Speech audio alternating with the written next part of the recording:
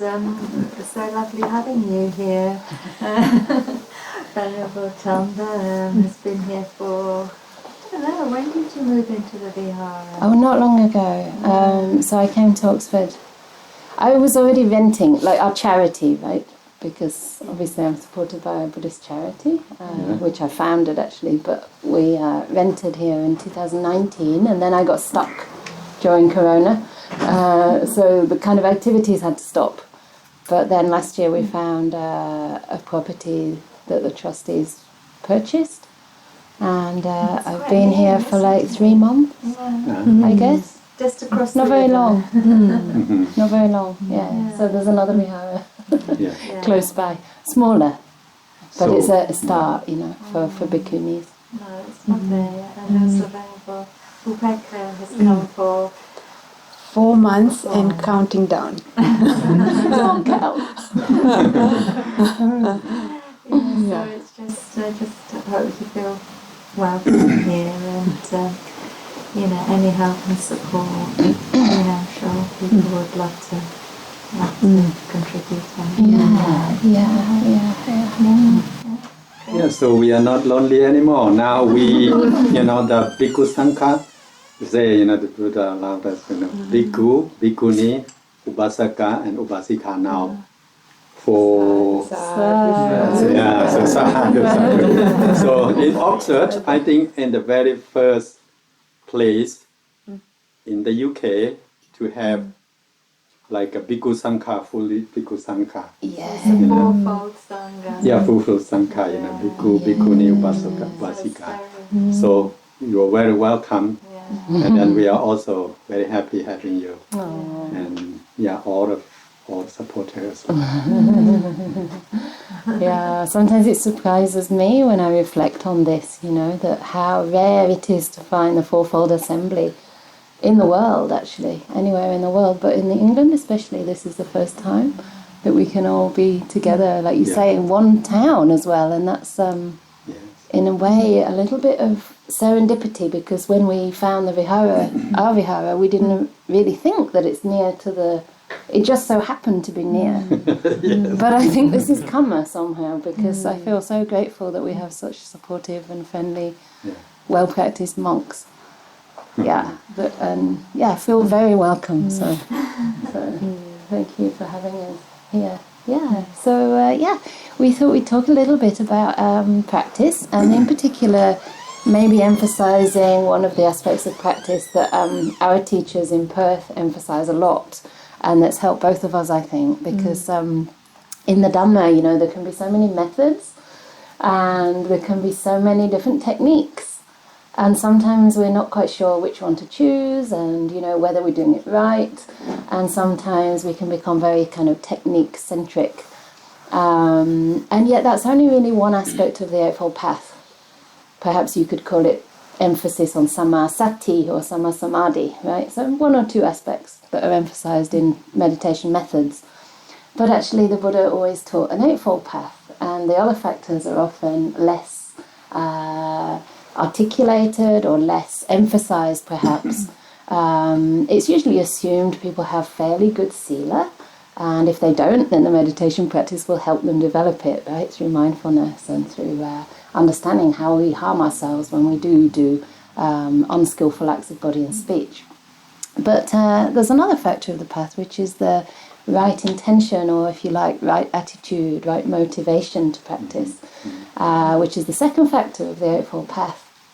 And the Buddha explained that as letting go or renunciation, nekkhamma sankappa, and avyapada sankappa, which means basically an attitude of non-ill will or an attitude of loving kindness.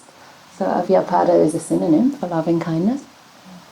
And the third one is avihimsaka sankappa, which means non-violence, like Mahatma Gandhi made very popular the word ahimsa, non-violence, in particular about non-violent protests and demonstration. But we can also be non-violent towards our mind, which means being very gentle, and also the opposite of cruel, which is compassionate, not harming our minds, not harming ourselves. So these three intentions or motivations or if you like, ways of relating to our body, to our mind, and to our life, for me have made a massive, massive difference. Because sometimes we're told, be mindful, and we think we're being mindful, we're being aware, we know what's arising, we know, that it's lasting for a while and then it's passing. But how are we being aware? Like, are we being aware thinking, if I'm aware, it'll go away? Or I'm aware and this is really pleasant and, I just want it to last, And then that mindfulness is not really right mindfulness. It's actually with an attitude of ill will. It's subtle, sometimes very subtle. Or it's with an attitude of craving instead of nikama, instead of letting go. So there's this lovely little verse in the Samyutta Nikaya. It's in the Yaka Samyutta, I think, called the Manibandha or Manibada Sutta. And this little yaka goes to the Buddha. You know this one? Yeah. And he says to the Buddha, it's always good for the mindful one. The mindful one dwells in happiness. It's better each day for the mindful one. And they are free from enmity. And then the Buddha says, yes, it's always good for the mindful one. The mindful one dwells in happiness. Better each day for the mindful one. But they're not free from enmity. And then he says, one who dwells all day and night, taking delight in harmlessness, who has loving kindness for all beings, for them there is enmity with none. So mindfulness on its own is not enough, it's not sufficient.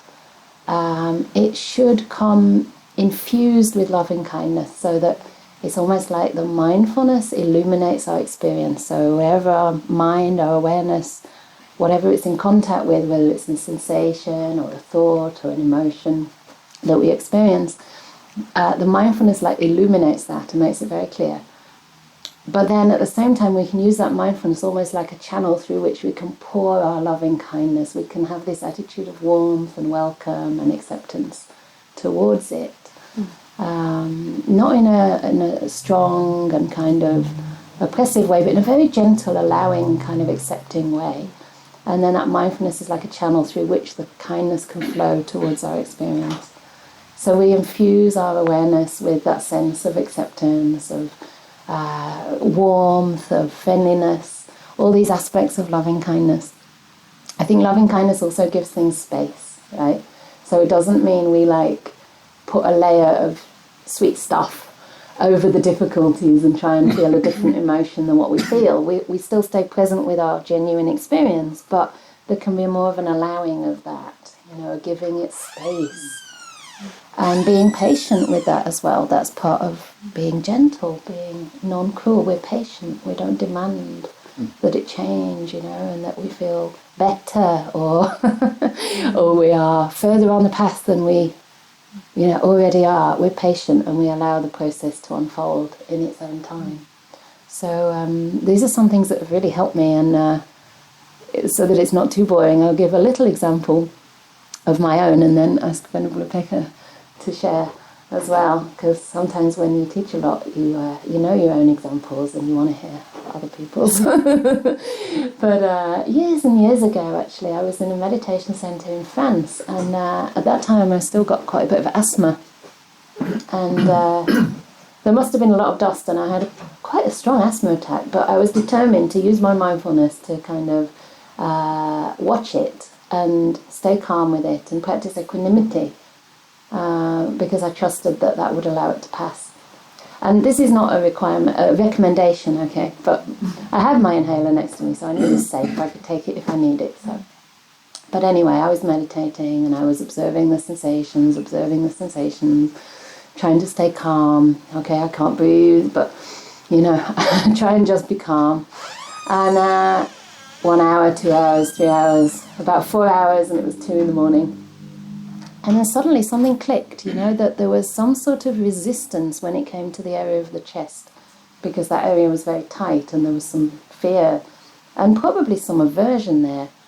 And as soon as I realized that, and I kind of added that loving kindness and that acceptance to that resistance, to that sort of very frightening and quite unpleasant experience, it was really incredible. It's like the mindfulness just sort of sunk into the chest area, and suddenly the whole body opened up. It was like air could flow again. It was almost as if each cell just opened up with oxygen and suddenly it just lifted.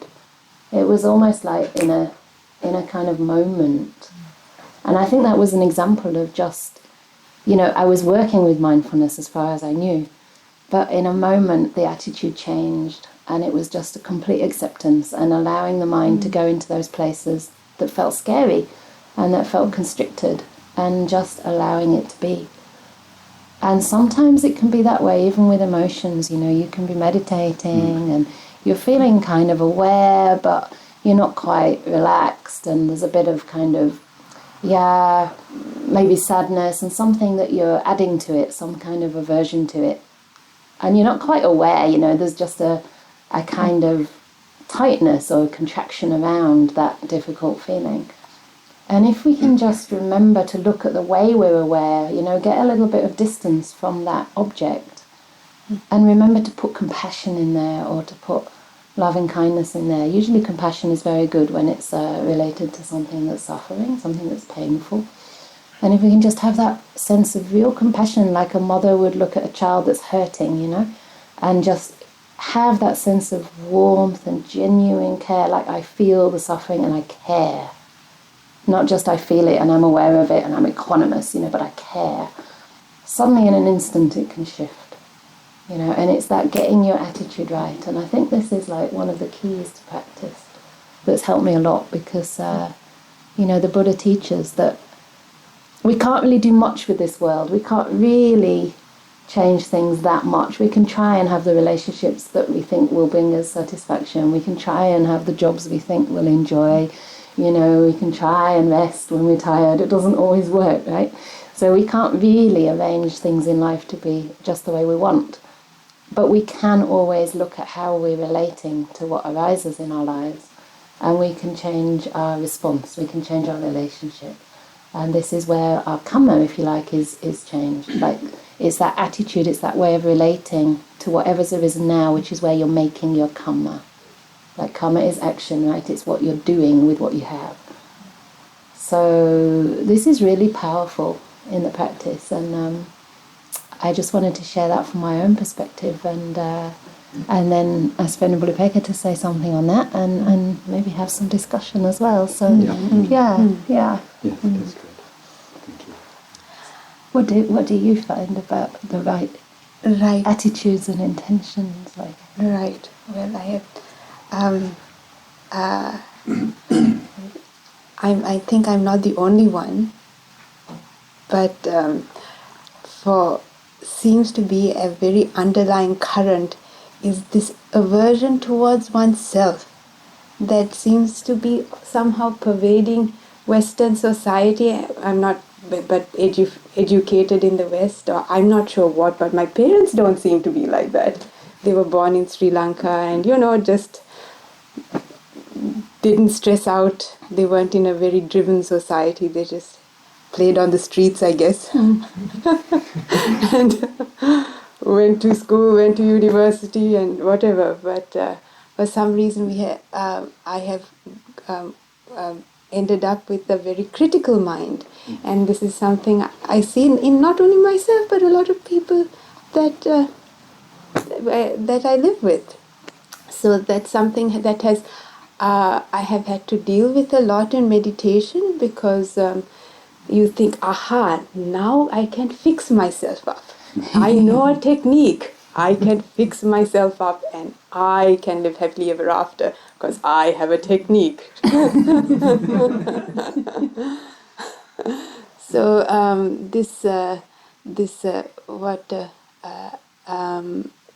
inner tyrant, as Ajahn Sucitto calls it, has been a great source of learning, but also when you have a problem, you really know how to help other people. So working with the inner tyrant has been one of my main practices. And I really have to tell this story because it's just, I'm sure Venerable Candā, you have heard it 10 million times, but you will hear it 10 million and one times. But it's the story of the anger-eating monster. If you have heard it. Yes, anyway, so it just captures very much what we do to ourselves when we practice. It's such a cute story, but anyway, so once upon a time, there was, this actually is a story from the Samyutta Nikaya, but Ajahn Brahm tells it and it has caught my heart. And, it's become quite a popular story. But anyway, once upon a time, there was a king, a very wise king, who went on holiday. So anyway, so he lived in a beautiful palace, and he was a very wise king, and he was going on holiday, and he told his ministers and his attendants, please just look after the palace while I am away, just make sure everything is okay, and I will be back soon. So they said, yeah, no problem. Famous last words. Nothing will happen. Anyway, so the next morning the ministers wake up, and who has heard the story? Oh, only one. 2, 3, okay. Great. It's good to find a fresh audience. But so anyway, so the ministers wake up in the morning and find sitting on the king's throne a little monster. So this little monster is sitting there happily, and the minister goes up to him and says, excuse me, but you are on the king's throne. And the little monster says, yeah. So the minister gets like, well, do you mind shifting? And the monster says, why? I quite like it here. So the minister starts to get a little bit upset, and he says, excuse me, but move. And as he does this, the monster, he becomes a little bit more powerful. He says, why? And he goes bigger as well. So now the minister is getting a little bit annoyed and says, I'm going to call my people here unless you shift. And just as he says that, the monster becomes even more bigger, and he becomes even more sort of large and taking up space on the king's throne. So the minister calls his people, and he calls some, and gets a few backups, a few soldiers, whatever it is, and says, get rid of this fellow because he's not moving. And just as he says that, what happens? The monster becomes larger because he likes it. He likes being upset. He likes when people get upset. And it feeds. It is enjoying being pushed around. So he gets more powerful. Anyway, this goes on, that he starts to take up a lot of space and cannot be budged, because everyone who comes in there gets more and more upset with this monster, and more trying to get rid of him. The more they try to get rid of him, the more he feeds himself, the more he becomes big.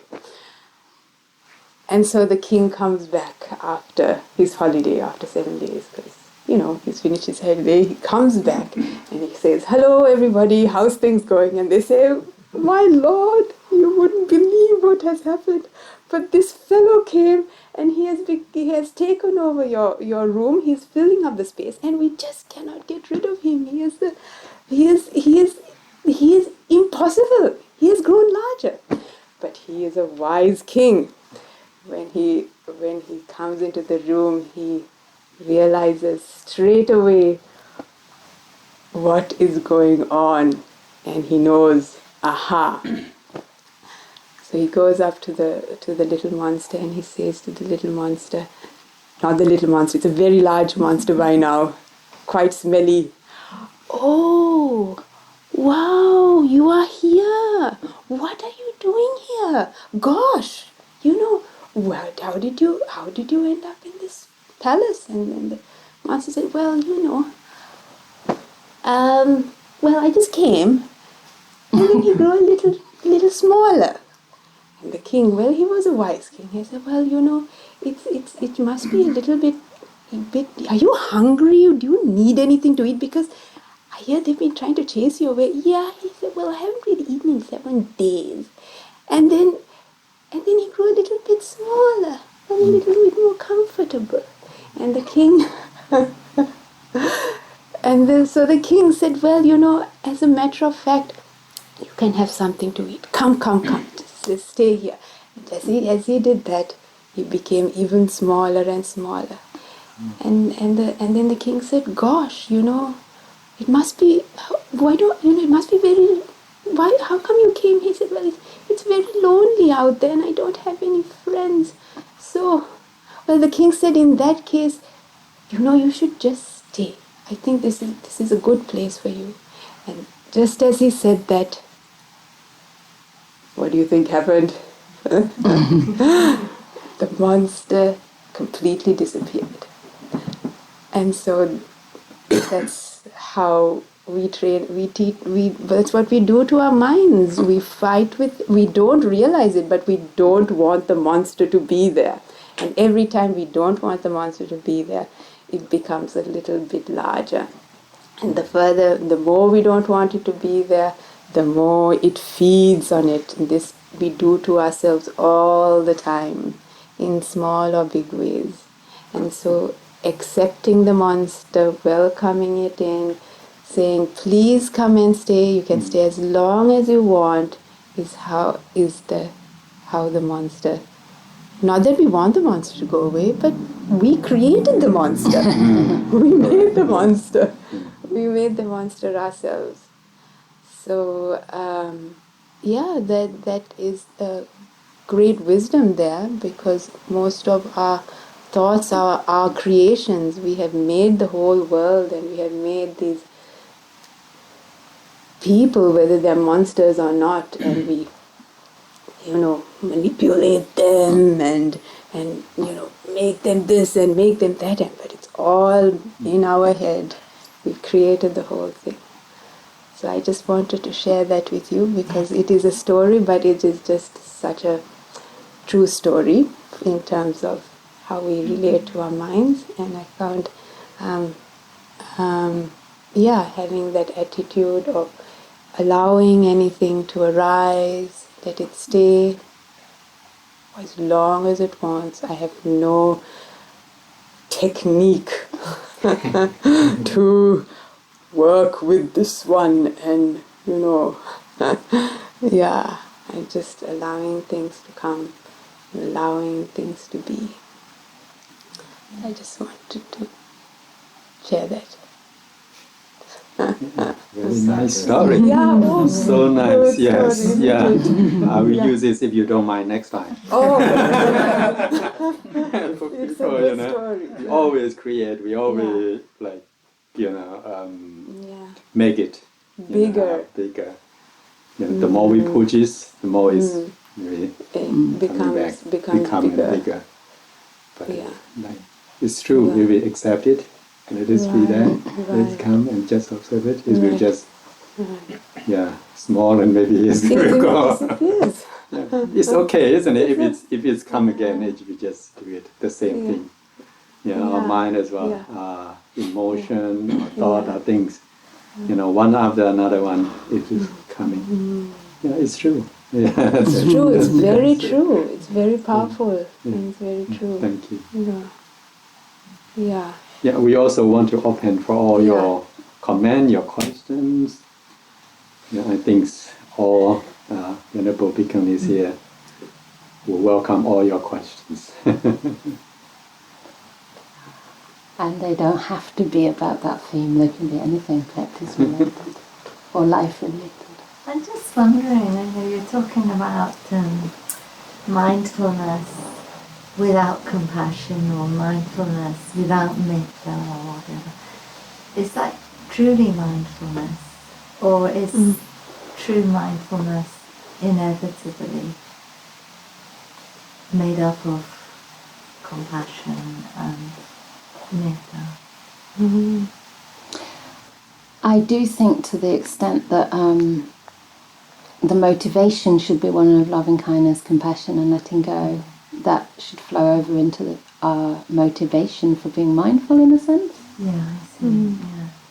So instead of being mindful in order to change things or get rid of things or even to get wise, it's like, because we know there's suffering and because we have the compassion and wisdom to want to come out of that suffering. So I think a practice that's motivated by loving kindness and compassion is much more effective. Otherwise, due to this inner tyrant or due to the kind of, the sense of self that we have until we're stream winners, and even, a stream winner, they have right view, but there's still, this residue of self. There's still some suffering. I think, it's really important for us to come at the practice not through a sense of self, but through a sense of, what we can give to the practice, if you like. And even if you look at right effort, or right endeavour, as Ajahn Brahm likes to translate it, that is also a precursor to right mindfulness, and inherent in that is like learning to be mindful in a way that increases the wholesome and decreases the unwholesome qualities. Wholesome and wholesome just means those things that make you suffer and those things that lead to happiness, really, because that's what the Buddha's actually interested in, right? Suffering and the end of suffering. So, mindfulness also has that aspect of protecting the mind from the unwholesome and guarding the wholesome and developing the wholesome. So I do think mindfulness has compassion inherent in it. I don't know what other people think. What do you think, Bhante? Can mindfulness be without compassion or loving kindness?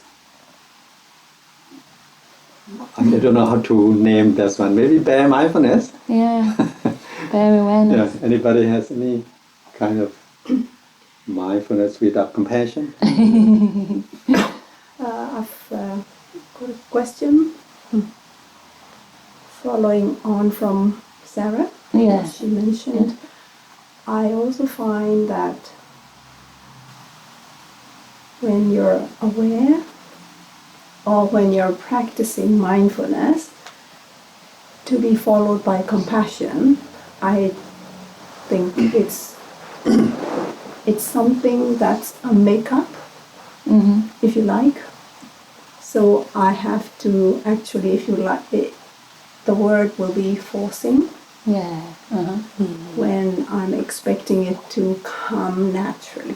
Yeah. But I think you've got a point, Venerable Candā, because if you have mindfulness in the forefront, then it's going to give you some kind of focus, direction, if you like, which you can how shall I put it, actually build up your loving kindness and compassion.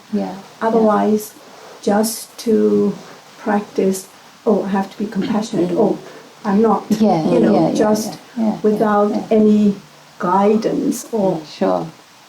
I think I would agree with you on that point, because I tend to struggle for out of the blue. I'm not loving. I haven't got that, compassion mind. Right. Just without any objective, so to speak.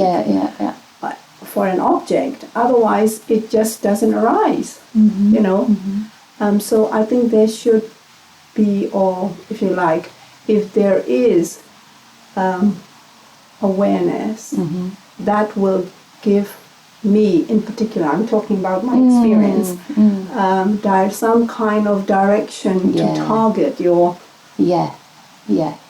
I know what you're loving saying. kindness. Or Yeah. That's really interesting, and I think in a way, perhaps part of what you're saying is that different factors of the path develop at different times, but also encourage the other factors. So you could start with, having a natural inclination for like loving kindness as a motivation, and then develop mindfulness. Or in your case, maybe, and in my case actually, I started with mindfulness, like more the bare awareness type of mindfulness. And because of that, I started to understand the way that my mind is sometimes creating suffering for myself, and the way that I can release that suffering by being aware in a different way, or just by letting go of those unwholesome things, in the mind. And then because of that mindfulness, I had a way to understand how to develop loving kindness. So for me, actually, personally, like the loving kindness development came later in the practice. But at the same time, I think there was always a motive of compassion. Like, I started the practice because I was suffering. That was very clear to me. Like, there was a lot of suffering that I couldn't explain, really. And out of compassion for myself and for the suffering in the world, I wanted to practice. So there was a motivation of compassion. But then the mindfulness kind of helped me to understand how to be truly more compassionate and more loving. I think it's already created a path and direction for you to follow, and it makes it easier for me to actually cultivate loving kindness and compassion. That's what I want Thank you. to share with. Thank you.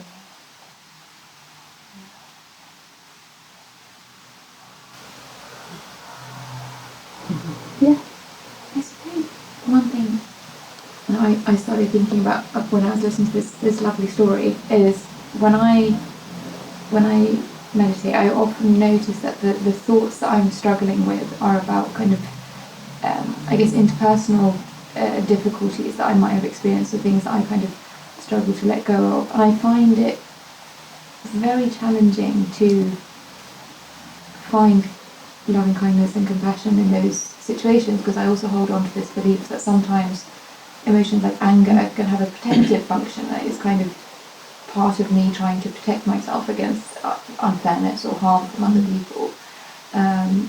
So I find myself being quite stuck with those thoughts, because I feel like when it's compassion against myself from myself, there's a kind of allowance for vulnerability, I suppose. But when you're kind of involving like a interpersonal third party, I find that much more difficult to let go of, and not really knowing what to do with. It'd be interesting to hear your thoughts. Join a monastery?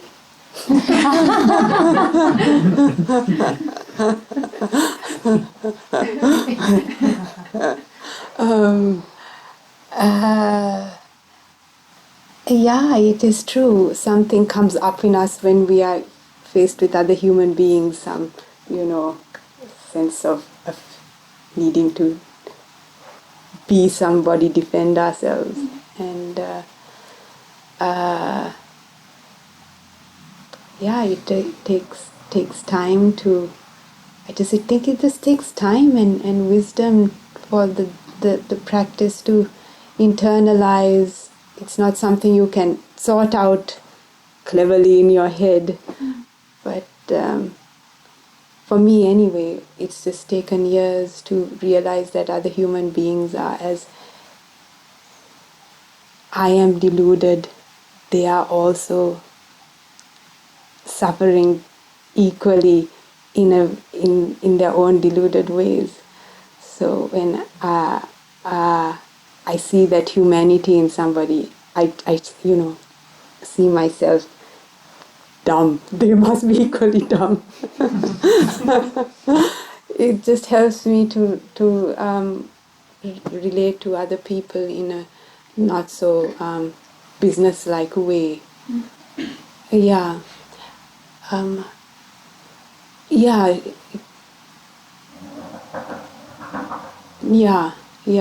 I guess. It's an interesting one. This question comes quite a lot, actually, especially about the anger and whether it has a good function or a protective function. And I often think, it's a difficult question, because it's not that we should condemn any emotion that arises, and sometimes the anger that's arising needs to be seen, right? You need to be honest with it and say, okay, so this is arising, like it's not for me to push it away or to berate myself for that. And maybe it is telling me something about, that relationship not being very wholesome for me. And I think that's fine on the meditation cushion to like observe the anger and not to try to push it away or, kind of bypass it and go to metta or compassion too soon. But as an actual way of dealing with others, I don't think it's helpful. Like, I think, for me anyway, one of the ways of integrating the anger is to actually get in touch with the pain underneath it, because there's actually a lot of suffering there when we're angry. We hurt. And to get in touch with that sadness or maybe fear that's there and develop compassion to that. You don't have to actively develop compassion. This is not necessarily what I mean, that you're like fabricating an emotion, but there are practices that cultivate the Brahma Viharas as samadhi practices, and they are powerful. But just by getting in touch with the suffering, sometimes you find that wisdom, a wise response is compassion. Like, it's a natural, almost intuitive response to the suffering. And you just feel, oh, this is hurting, and that already is compassion. I think of compassion as like, kind of, how do I just care for this? But it's not like a verbalization, but it's just a kind of tenderness that you have towards yourself. At that moment, you realize, oh, it's hurting, and there's a certain allowing and a certain softness there. And that can be very helpful, because then we're processing it within ourselves rather than sort of projecting it onto the other person and blaming them for the anger. So when we can actually like make peace with that emotion, then there's less reason to be upset with another. Does that make sense? Yeah.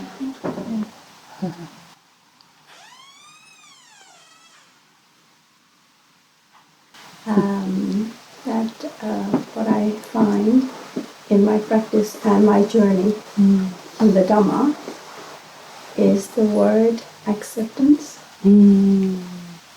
I try to work on that, but I would be saying, oh yes, you have to accept, oh yes, but this is not accepted. Inside me is no way. So I try to watch, to observe. I do all kinds of things to accept. But I do agree with you that it takes time. You need to give time to practice, to accept. But saying is one thing. But in reality, practicing is different. I wonder if you could give us some advice or how to work with acceptance.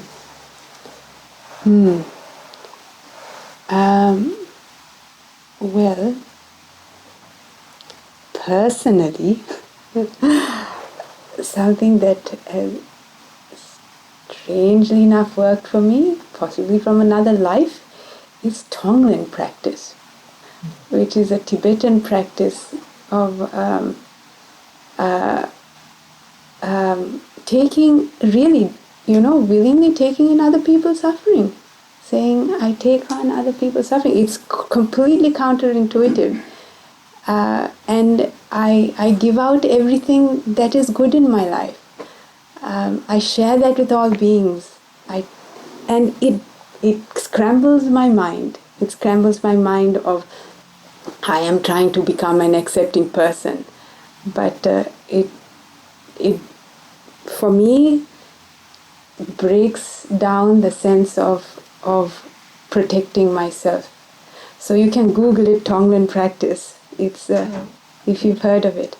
Personally, I don't recommend it for anybody, but for some reason it really helps me to just dissolve my sense of protecting myself, because I say I willingly take on other people's suffering, and suddenly, I have I'm willing to accept others' pain, and give everything I have in return. So it's like I said, it discombobulates the ego for me. Yeah. personally, it has helped me a great deal. Great deal. And I don't say it all because in Theravada circles they say, what? Crazy practice is that? What? There's enough suffering, why are you taking on other person's suffering? I don't always say that, I just keep it to myself. But honestly, it's just helped me a lot. Maybe the little monster will grow if you start accepting others That's inside what you. That's what people think, but actually it doesn't. Yeah, it doesn't. It's very strange. You just it stops your ego. It stops your ego that is trying to protect itself all the time. It's very, yeah. I mean, like I said, personally, it has helped me to accept my own suffering when I see that others suffer just like me, and I allow it to come and give what I have. It is counterintuitive, but it goes against, it discombobulates your ego. Anyway. Well, thank you. That's very helpful. Yeah. Like I said. I think it's very similar to what you talked with Christy this afternoon. When Kathleen said, "Oh, I have a hearing program," and then when you said, "Me too," then she's so reassuring. Yes. Then we share. I try and spread the word. There we go. Better talk about something than Yes. you know. And I have a good friend who's sort of kept it the problem within. Right. And his wife is always saying, "God, you should do this. You should do."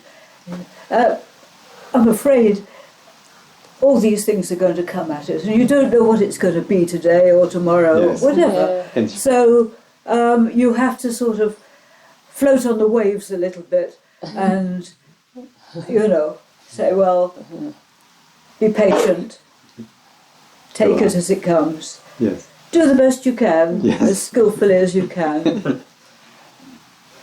What Yes. can we do? Yeah. That's life. Yeah, that's why That's I right. told you that it's universe. Yes. Our Venerable Dhamma Sami Yes, you always find says that somebody we who share. doesn't have We the all same, share. the same We problem. share with you. When we feel we share, then we Precisely. can grow the acceptance. Yes. People have so much Yes, tucked so much. inside Oh, just themselves, me. and you've got to let it out. Yeah. And Yeah, I agree. you find that you're the same, of course, but you have to respond, I think, and just help people as much as you can. It's the acceptance, I think, is a real lesson, actually. Indeed. Because we tend to say, oh, not that one, but that one. Yeah. And no, you have to say, we're all the same. Except also the growing old bit. Like one of the Thai words in sharing merit, sharing metta, or Yes, sharing loving metta kindness. is wonderful. One of that is that I'm not sure if I will translate correctly. Is about understand everyone. As we are born to this world to be decayed, to be get old or whatever. Same, we share all the same. Yeah, we born, we old age, we get suffering, and we also will be depart. We have So to be like yours, the very best. like you are having here. So Yes. even I don't want it, so it's coming. So just accept it. I'm sorry, it's just sort of creeping up. Every time it's walking to Yeah. the cliff. Yeah, but a lot of things are Yes. the fears. True, it's true. We're walking to the cliff. Oh, it is creeping up. But I mean, we're afraid of so many things, and you have to sort of tamp those down as well and say, look, Do you know? recognise it as I'm afraid, I'm worried, Don't really need to be.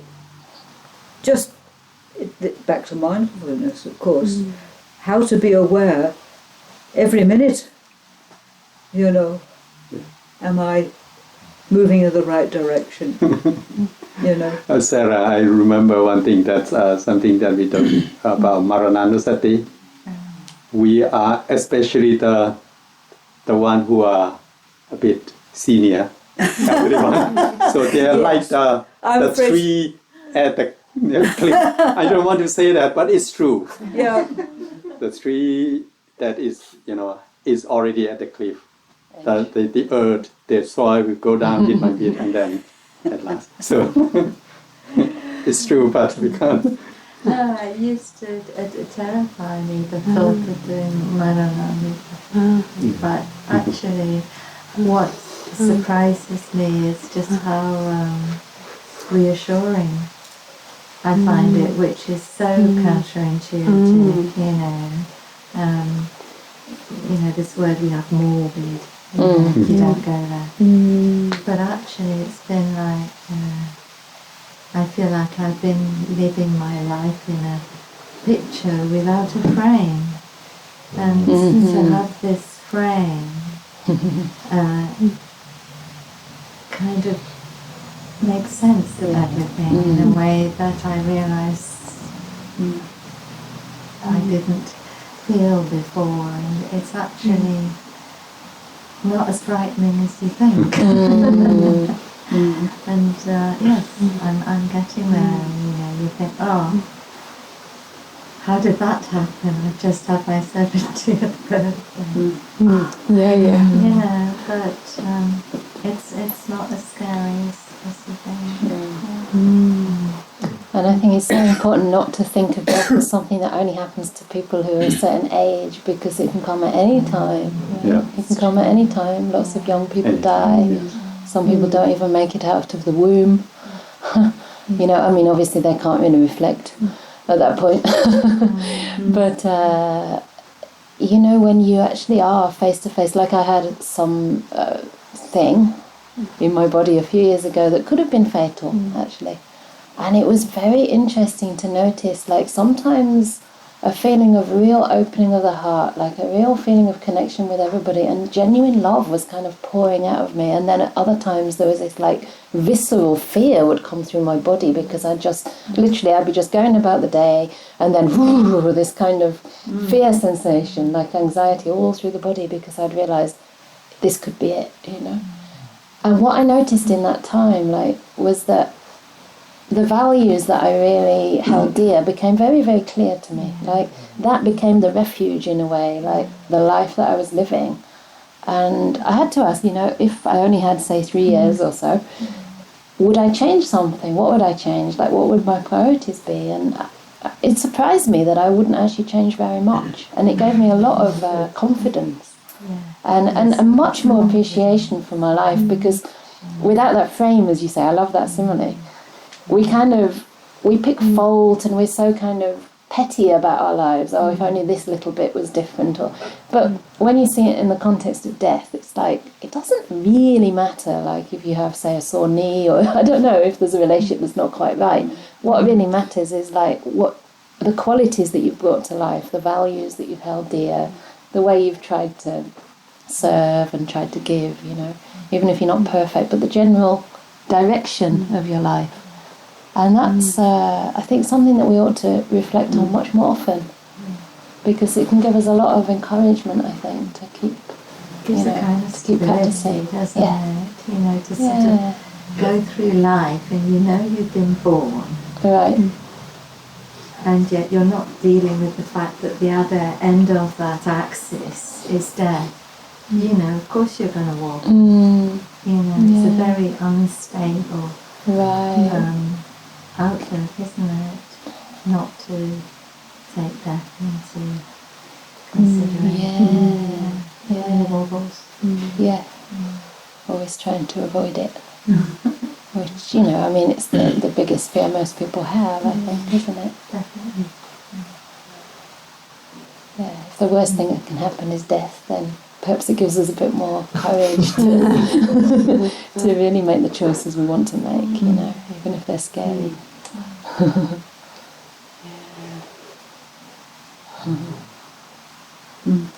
Yeah. Do you have anything? Me? Yeah. Anything? Or no? You don't have to. Yeah, I mean, one thing I think it's maybe similar to something you're talking about trying to be this, like, get a technique to be a better person. I find it's difficult for me to get rid of the idea that I'm searching for something or that I'm striving for something. Like even in the story example, like it's a great way of explaining how to relate to the monster, but still, like, in the back of my mind, I feel like I'd be like, oh, I'm going to treat this monster nice so that he disappears, you know? So it's like you're almost playing this endless catch-up of like accepting non-acceptance in myself, or trying to. I don't know if you have any thoughts on how to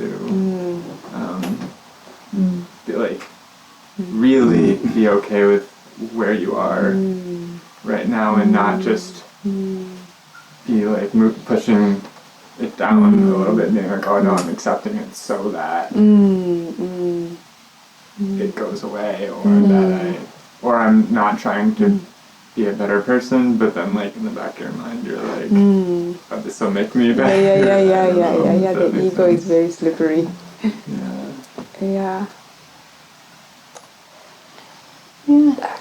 It's just been trial and error and years of trying. And then sometimes you have a glimmer of the mind just sort of works it out. It didn't. I really have no technique for it.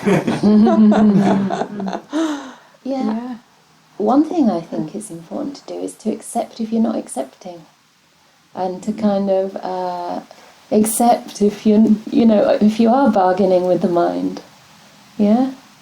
So instead of, oh, this isn't what I should be doing, okay, this is what I'm doing, and how does it feel?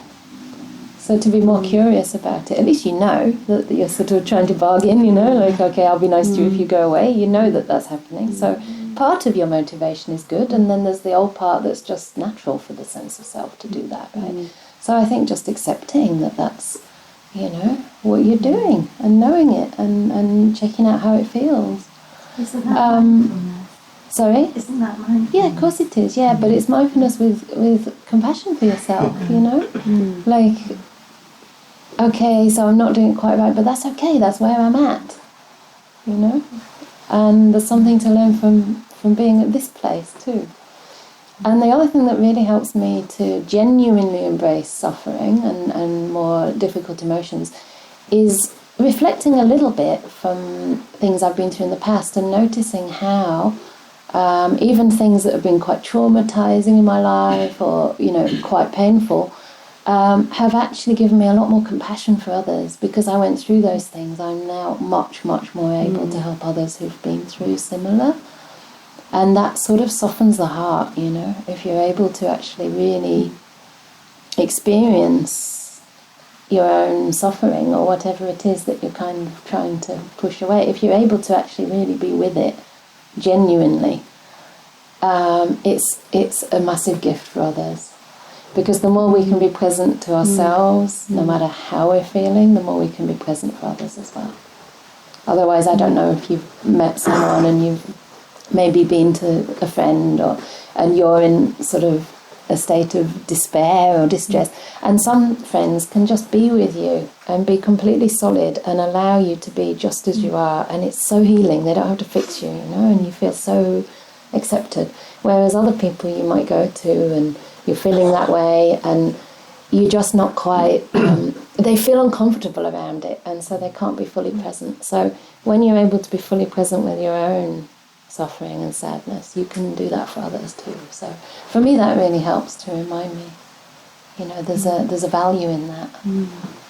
You can develop much more wisdom and compassion by just experiencing whatever's happening without pushing it away. Yeah, that's true. That helps me a lot when I sit down to when I practice. It is not for my own benefit.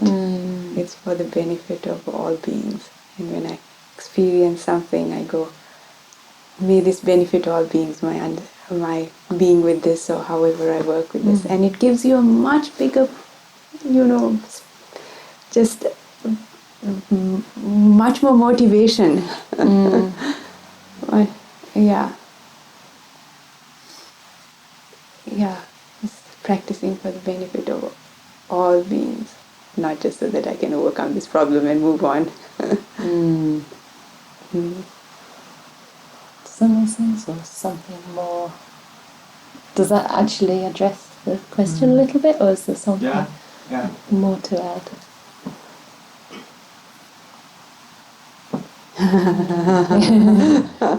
It's tricky, isn't it? Because we sometimes only notice. I think stepping back a little bit as well. That's why for me, just to notice how I'm relating to my experience from time to time. So from time to time, taking the emphasis off the object, because we can get so fixed on the object, right? And we're like right up there with it, and there's no perspective. And just stepping back a little bit and looking, okay, how am I actually relating to this? Is there some wanting to get rid of it? Is there some resistance? Can I just soften to it a bit? And there's a hard things to convey with words, but there's some sort of mental movement that can soften. There's some sort of way of holding or handling that is just more spacious and soft, that we can sometimes sort of just intuitively happen. Does that make any sense? Mm-hmm. I think it's one of those things where when you think too hard about it, it just becomes more of a contradiction. I'm learning to kind of work with bringing it into awareness. Mm-hmm. Still with much to learn, but I mean, we also have this thing what's it called, negativity bias, where the mind and mindfulness will just hone in on the problem, they'll hone in on the painful part of the body, it'll hone in on the difficult thought, and it just misses everything else. We think we're being mindful, but we're actually just being sucked in by that negativity bias that doesn't see the big picture. So sometimes I actually practice by literally opening the mindfulness, opening the field of mindfulness. So I'm not just with what's difficult, but I'm with the whole body, maybe go to the extremities or to the skin, and literally give things more space in the mind. So open the awareness up.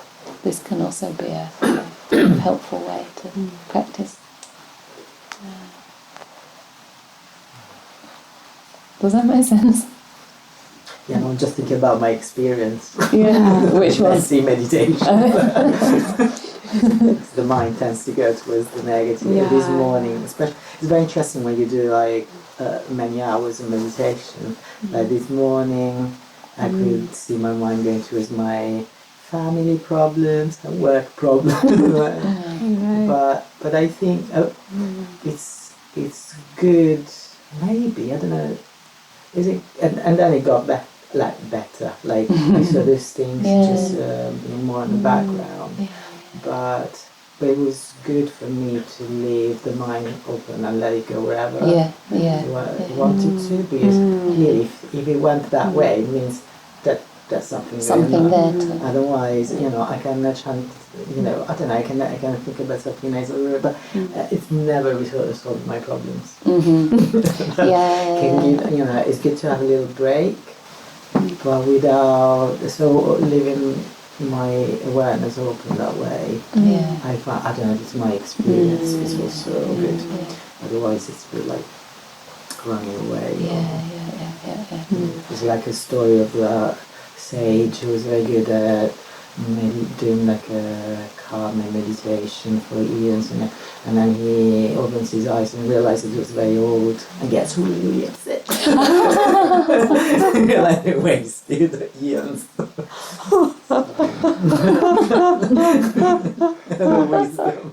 what I was thinking. No, I like that. The story's good.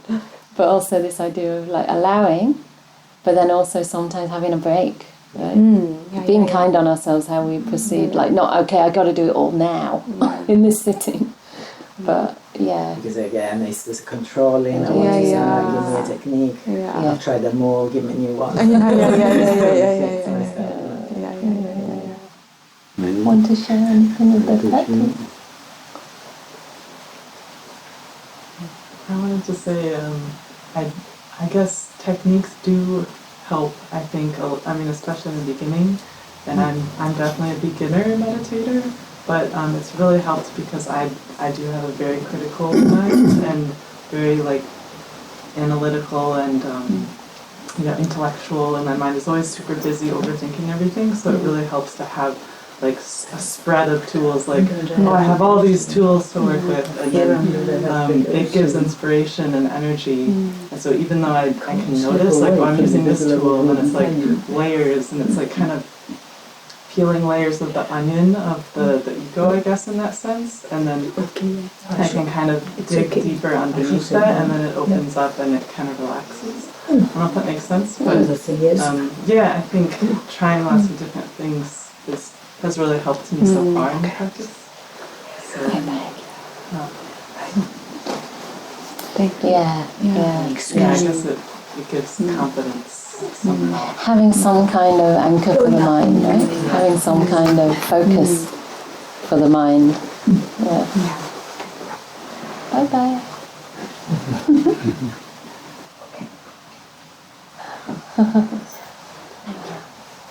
Yeah, I do think that's important, especially like you say in the beginning, you have to have something to do with the mind, right? You can't just sit there and like, okay. I mean, some people do, I have to say, some people just find some kind of method themselves. Sometimes it might be from past lives or something, right? But for most of us, I mean, I definitely needed like quite a systematic practice. But then later we refine it and we start to say, okay, am I coming at it sort of wanting to fix myself? Am I coming at it a bit harshly, or am I coming at it gently, or how am I actually like relating to the practice? I think it starts to just refine down over time, but certainly, I mean, a method can be very helpful. It's just a method isn't meditation. A method is just a skillful means which can help us develop all the factors of the path. Yeah. And some we have to do without a method. Like, we can't be practicing our method in daily life, I mean, some people try. They're having a conversation with you and they're trying to watch their breath and you feel like they don't really want to be with you. I've had that experience in meditation centres where you feel the person's not engaging because it's like, you're distracting me from my meditation. And at that point, I think the most important thing is to like look at which factor of the path you've got an opportunity to develop now. And the most important thing at any time is like to respond appropriately to the given situation. So, just to see that the practice is much bigger than just sitting on the cushion and say, counting the breath. Or, it has to kind of encompass the whole life. Yeah.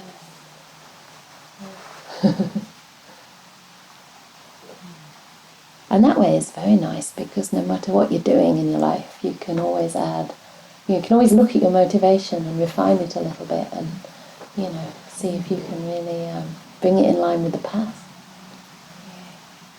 You can practice wherever you are in some way or another.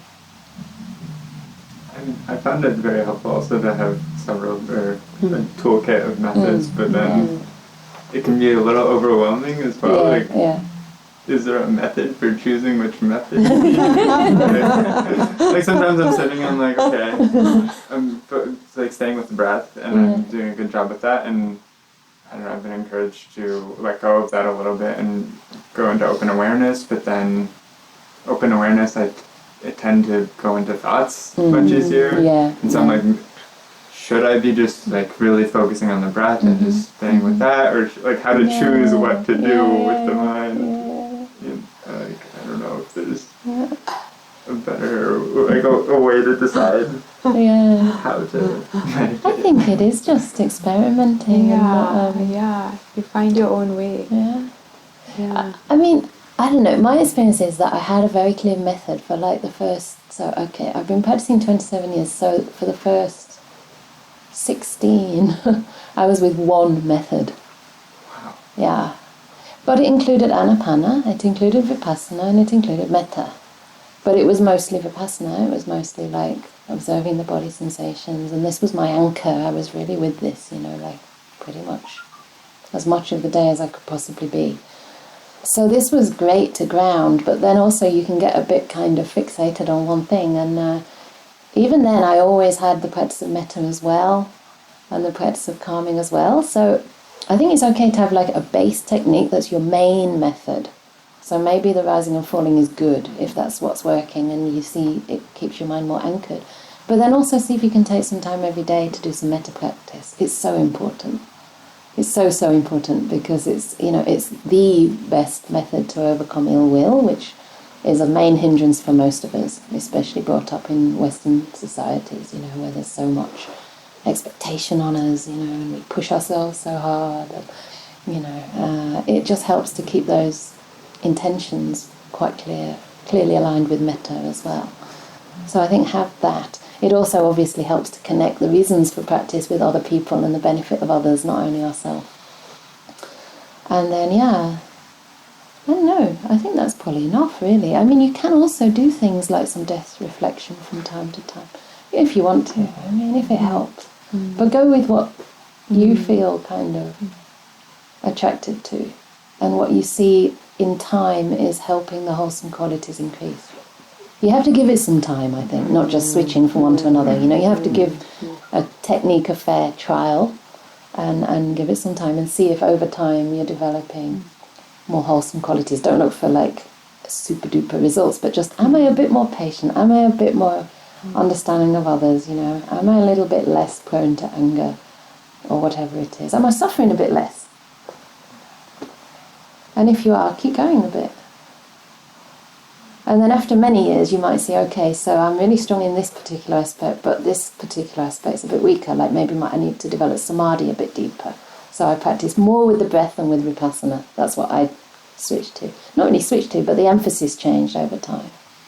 So I think it's like a long, take the long-term picture. Yeah. But I don't know if Bhante has more suggestions. Anybody has more suggestions? Yes. Sure. If anyone hasn't got anything else. Thank you very much for coming. So yeah, I think thank you very much. Yeah, thank you very much for coming. Yeah. Good We're very and happy. Upekkha. Yeah. And then we are very happy having your center near to us here. Yeah, we can support each other. And we must organize a dana for yourself and maybe one or two other Yeah, we can monks to visit come you along. one day, yeah, if we are allowed. Absolutely, you're very much allowed. If we are and invited. welcome. Yes. Yes, we want to go. And Yes. so yes, we'll arrange we are, something. So you're invited with everybody if you want to come. Yes, we will come. Yes. Sure, yeah. So you can just let me or Sarah know how many people. Okay. Yeah.